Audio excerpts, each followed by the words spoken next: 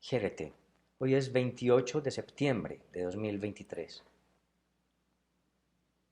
¿Eran los hedonistas cirenaicos anárquicos o anarquistas?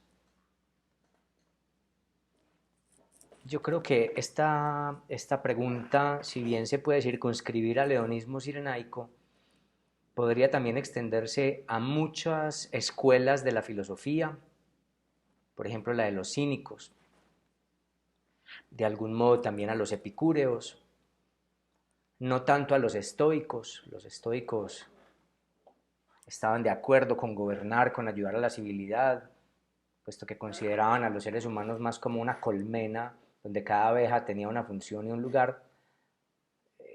Es decir, los estoicos estaban dispuestos a servir a la polis, a servir al gobierno, y no en vano llegamos a tener en la historia de la humanidad un estoico emperador, Marco Aurelio, quien, aunque a regañadientes no quería ser emperador, debido a que profesaba el estoicismo, consideró que gobernar a los hombres era su deber.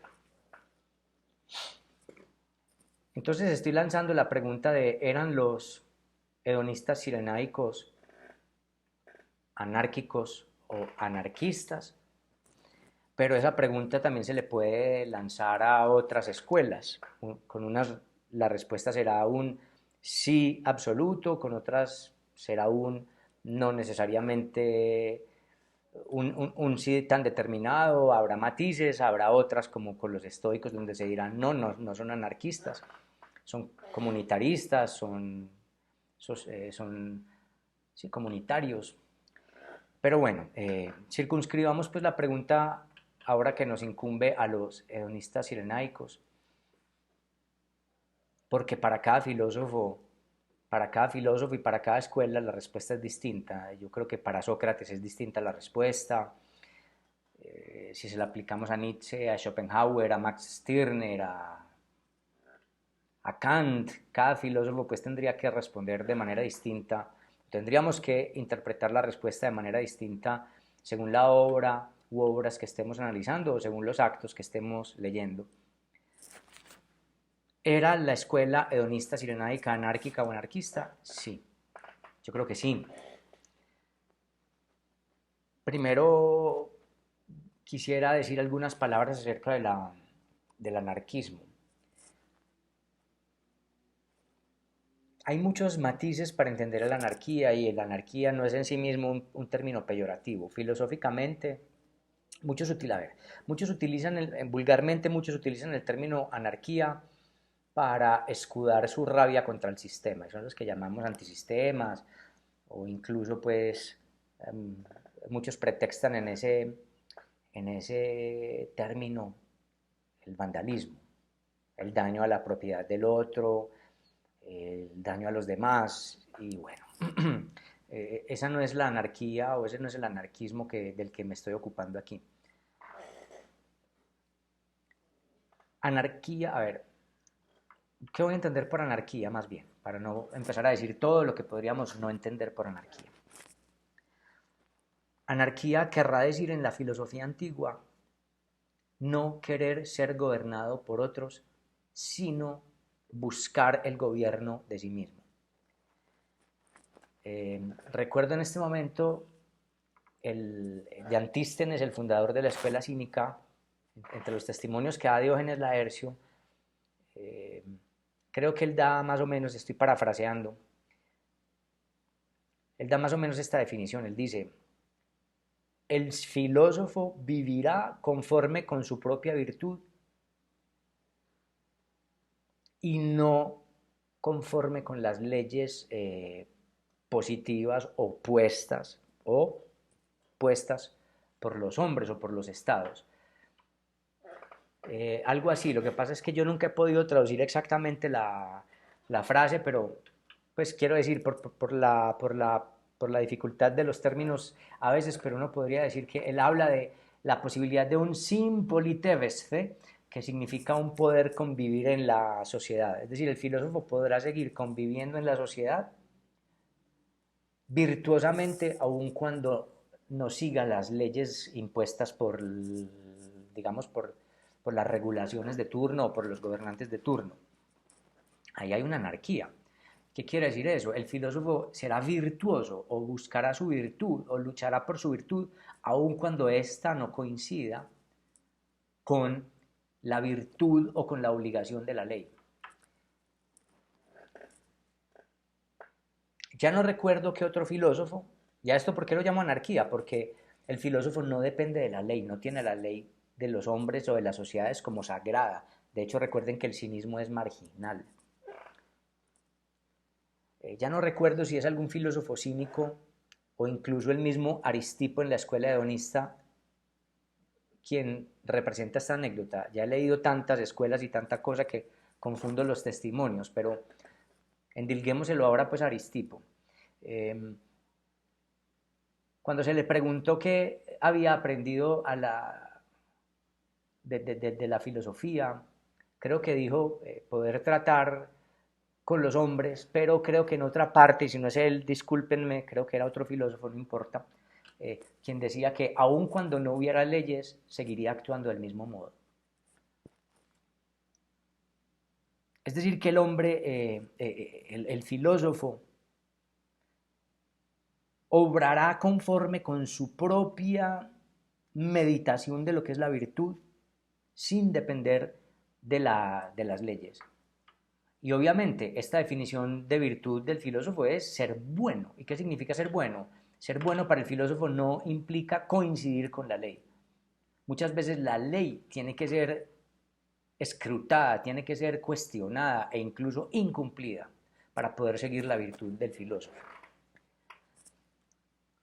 ¿Qué implica la virtud? Seguir lo que cada filósofo ha estipulado, ha estimado y ha escarmentado como bien.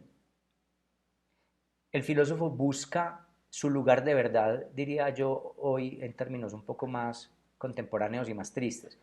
En la antigüedad a esa búsqueda de qué es lo que va a entender por verdadero y bueno se lo llamaba virtud. Y cada escuela filosófica o cada filósofo, como ya hemos visto, llega a conclusiones distintas sobre qué debe ocupar ese lugar de verdad, qué debe ocupar ese lugar de bien, y por lo tanto que las implicaciones éticas y prácticas, eso es un pleonasmo, éticas y por lo tanto pues prácticas deberán seguirse.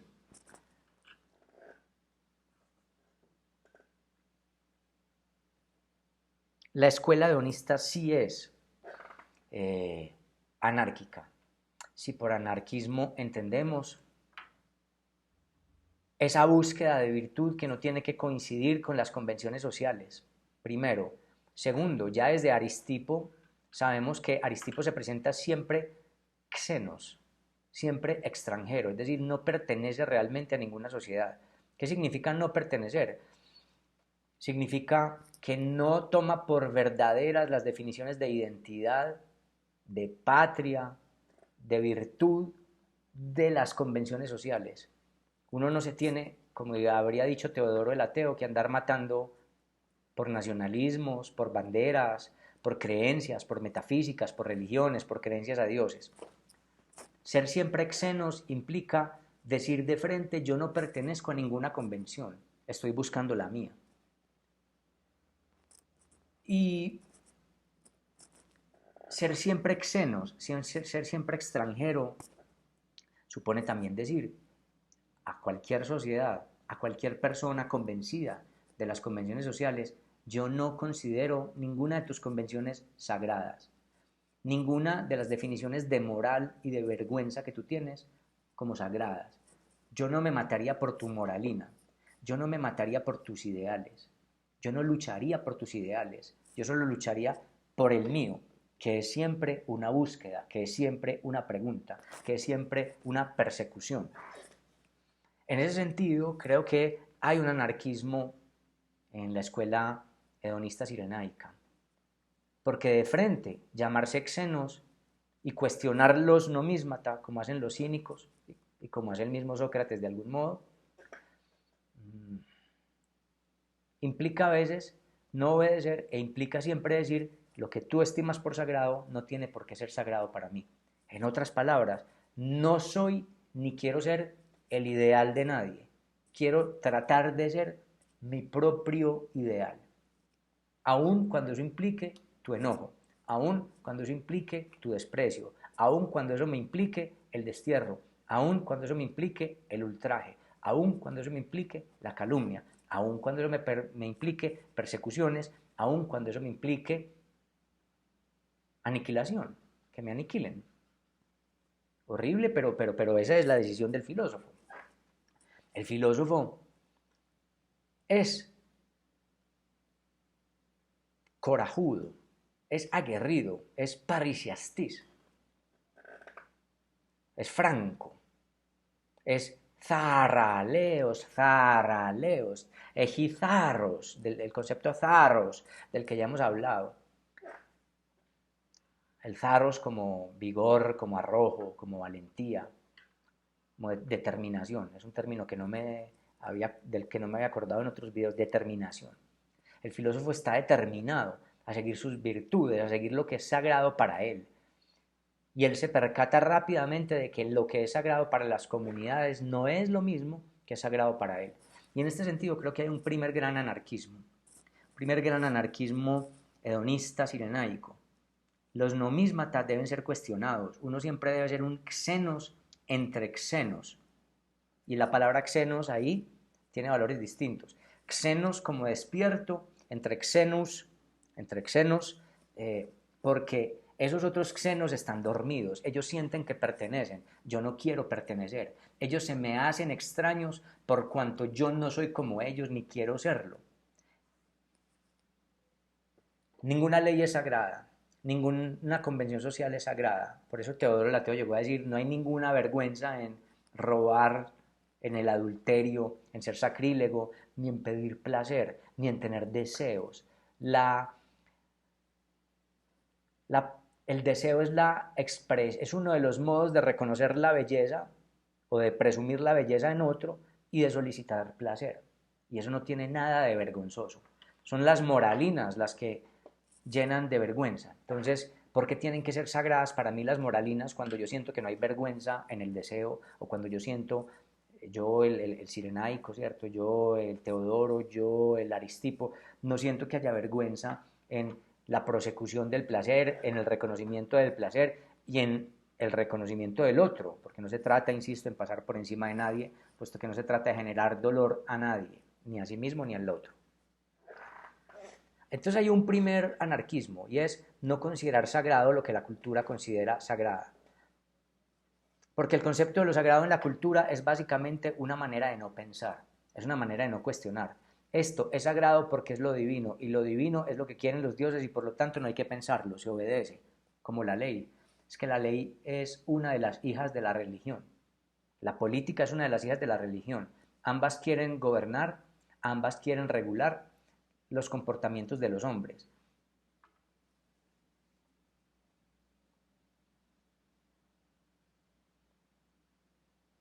El anarquismo de la filosofía hedonista, también cínica, consiste en querer regularse a sí mismo, en querer pensarse a sí mismo y no en gobernar a los demás conforme con unas convenciones. Aunque uno podría decir que hay un proselitismo filosófico y en ese sentido pues también caen en lo mismo que critican, pero bueno, estoy tratando de leer el texto de la época de Diógenes Laercio. Los filósofos no se consideraban a sí mismos proselitistas, aunque yo creo que lo son. De algún modo lo son. Porque le plantean al otro que consideran dormido que se pase para el lado de su filosofía, tal como hicieron los cínicos, tal como hizo Sócrates, tal como hacen los hedonistas. ¿Cuál es el segundo modo del anarquismo particular, muy particular ya así de la escuela hedonista? La búsqueda del placer, al menos tal como lo plantea Aristipo. Proponer al placer como fin es poner en suspenso todas las instituciones, todo lo sagrado. La búsqueda del placer, la búsqueda del orgasmo, la búsqueda del paroxismo, la búsqueda del éxtasis, es básicamente una disolución de los lazos sociales, lo sabemos desde los ritos dionisíacos.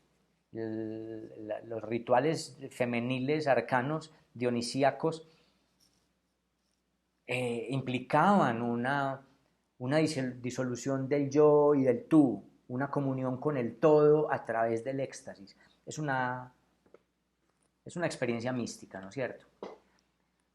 La filosofía del hedonista cirenaico no planteaba una disolución exactamente igual a la de los dionisíacos, sino una disolución, digamos, filosófica, todavía contando con el yo, o un éxtasis filosófico, más que una disolución, un éxtasis filosófico sin disolver el yo. Yo he sostenido en otros lugares que la filosofía desde Sócrates quiso todos los beneficios maníacos, extásicos del poeta sin renunciar al yo. Quería la manía del poeta, pero siendo testigo con el yo. La filosofía defiende al yo, al menos la grecolatina, defiende el dominio de sí, cree en el poder sobre el yo, en la construcción del yo y en el dominio de ese yo y de sus acciones y en la determinación y en la posibilidad de estimar que voy a pretender como bien y desear eso. Y a eso lo llamaban virtud. La filosofía creía en la virtud. El psicoanálisis vendrá a poner en sospecha la posibilidad de la conciencia de dominarse a sí mismo y dominar el deseo, pero bueno, es otro tema. ¿Cuál es el segundo anarquismo fundamental? El placer en sí mismo es anárquico. Se pierde la palabra, se llega al espasmo, al cuerpo que se agita, a la sudoración, se pierde la palabra articulada y se alcanza el gemido y casi que la animalidad.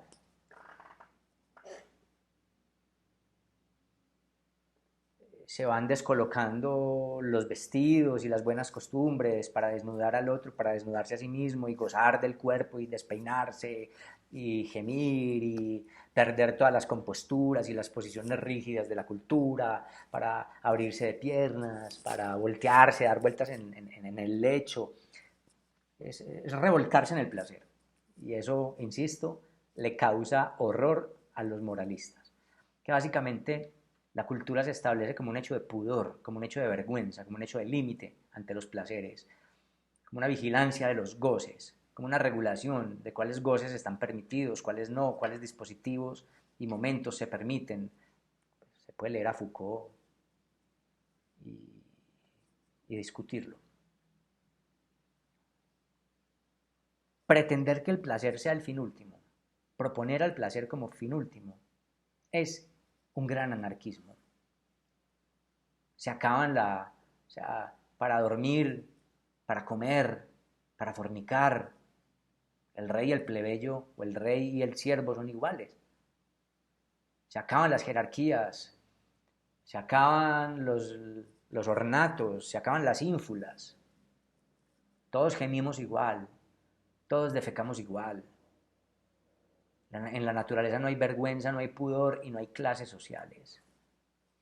La natura nos universaliza, la cultura nos particulariza en moralinas, la cultura nos particulariza en moralinas, en verecundias, en pudores, en límites. La cultura nos desnaturaliza, nos aleja del placer, se ha dicho ya desde los videos de Aristipo, o al menos tal como lo plantea Aristipo. Pedir el placer es desbaratar, así sea por un ratico, toda institución social, toda jerarquía, todas las ínfulas y todos los semblantes imaginarios en los de identidad, de jerarquía, de poder que tiene la gente. Y por eso, para todos los regímenes, para todos los estados, para todos los petulantes, para todos los que han hecho de su vida un establecimiento de la regulación del pensamiento, de la regulación de la moral, de la regulación del placer. O sea, los que se consideran dueños de qué hay que pensar, de qué es lo placentero, de qué es lo que está permitido en términos de placer y qué no. El hedonismo es casi que terrorismo. Le tienen pavor, lo detestan.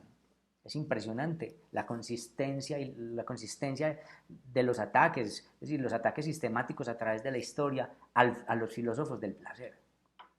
La cultura le tiene pavor, los detesta y ponen toda la cantidad de pretextos que ustedes quieran, que si el bienestar social, que si no somos solo animales, que no nos podemos equiparar con solo cuerpo, bla, bla, bla.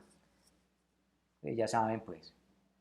No solamente ya saben, sino que la gran mayoría de personas que vean estos videos sobre el hedonismo no tienen sino que reflexionar sobre qué piensan del placer y verán casi todos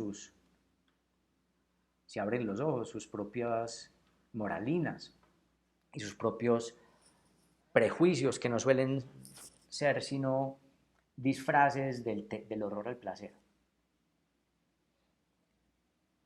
Entonces esto es un gran anarquismo, porque es básicamente perder, aunque sea por unos momentos, toda institución, toda jerarquía, todo semblante, es decir, todo lugar imaginario del yo. O sea, cuando una reina se acostaba con un plebeyo, había que desvestirse, había que despelucarse o despeinarse. En el momento de gemir, el plebeyo y la reina, o el rey y la plebeya, o como fuere, con quien fuere, se acaban esas jerarquías. Y después hay que volver como a recomponer esas jerarquías y la reina o el rey volvían a echar al plebeyo con desdén y el plebeyo tenía que volver a decir sí mi señor o sí mi señora. Pero en el momento del coito ambos estaban igualmente dignificados o igualmente humillados según la moralina de cada quien. Yo digo dignificados. Entonces, el placer implica volver a ocupar el lugar natural, de la universalidad natural, de la comunidad con el todo de lo humano o del todo del que lo humano puede participar, del todo natural del que lo humano está posibilitado para participar. Y eso, claro, se ve, es visto con horror. El placer es lo que todos desean, pero lo que la gran mayoría aborrece y teme.